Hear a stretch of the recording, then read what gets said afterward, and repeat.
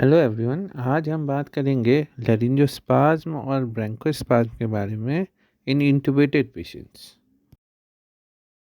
Bronchospasm और लैरिंजोस्पाज्म non इंट्यूबेटेड patients में तो होते ही हैं, स्पेशली फॉरेन बॉडी अगर एयरवे ट्रैक में चला जाए।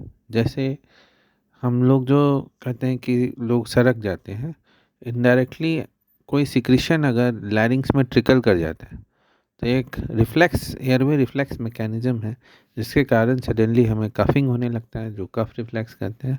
और ओल्ड एज के केसेस में इवन सिक्रीशन अगर थोड़ा नीचे चला गया तो ब्रोंकोस्पाज्म भी होने का रहना। इवन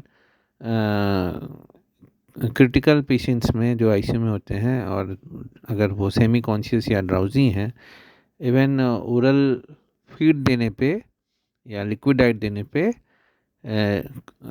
स्पाज्म होने का चांसेस रहते हैं। इसीलिए यूजुअली ऐसे पेशेंट्स को हम लोग राइस ट्यूब लगाते हैं, क्योंकि उनके स्वेलोइंग रिफ्लेक्स उतने अच्छे नहीं होते हैं और फूड कभी भी लैरिंग्स या वोकल कॉर्ड को टच करेगा तो ब्रोंकोस्पाज्म या लैरिंजोस्पाज्म ट्रिगर हो सकता है। सो नॉन इंट्यूबेटेड पेशेंट में हमें दोनों लैरिंजोस्पाज्म और ब्रोंकोस्पाज्म दोनों के मैनेजमेंट का ध्यान रखना है अगर ऐसा होता है। इंट्यूबेटेड पेशेंट्स में ऐसे चांसेस मतलब स्पाज्म के चांसेस तब बनते हैं जब पेशेंट हमारा सेडेटेड नहीं है लेकिन इंट्यूबेटेड है, क्योंकि यही इंडोट्रैकियल ट्यूब जो है फॉरेन बॉडी का काम करता है, जिसके कारण एयरवे रिफ्लेक्सेस एक्टिवेट हो जाते हैं और स्पाज्म कराते हैं। इसीलिए इंट्यूबेटेड पेशेंट में जो सेडेशन दिया जाता है उसका गोल यही रहता है कि ये जो एयरवे रिफ्लेक्सेस हैं उनको डिप्रेस कर दिया जाए ताकि पेशेंट उस तरह से कफिंग या स्पाज्म में ना जाए।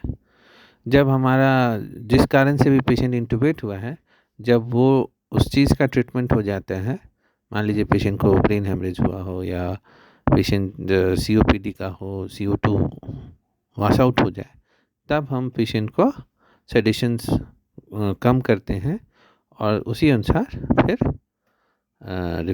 एक्सटूबेट करते हैं।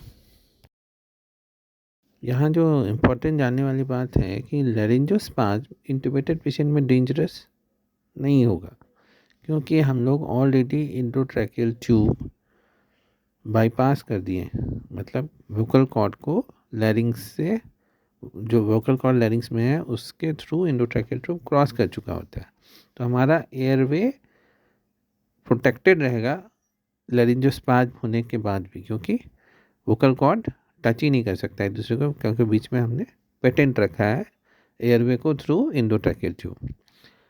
और ट्रैकेस्टोमी में तो ऑलरेडी बाईपास हो जाता है क्योंकि ओपनिंग ही ट्रैकिया में है, तो हमारा लैरिंजोस्पाज्म डेंजरस नहीं होता है ऐसे केस में।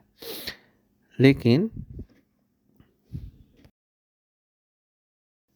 ब्रोंकोस्पाज्म स्टिल डेंजरस होगा इंट्यूबेटेड या ट्रैकेस्टोमाइज पेशेंट में, क्योंकि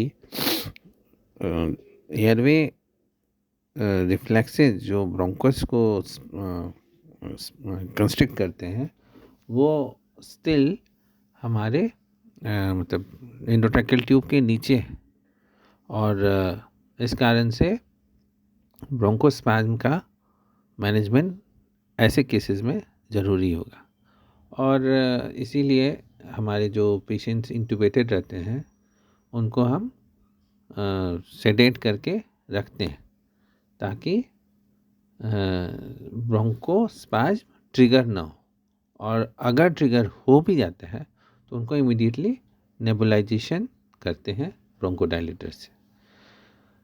ऐसे केसेस में यूजुअली स्केलेटल मसल रिलैक्सेशन का ज़रूरत नहीं होगा, क्योंकि आपको मैंने बताया कि लैरिंजोस्पाज्म इसमें डेंजरस नहीं होता है। फिर भी कभी कभी एकदम चेस्ट कंप्लाइंस नहीं होने का कारण, जिसमें चेस्ट वालेजरी अगर हो जाए, हमें स्केलेटल मसल रिलैक्सेशन का ज़रूरत पड़ सकता है।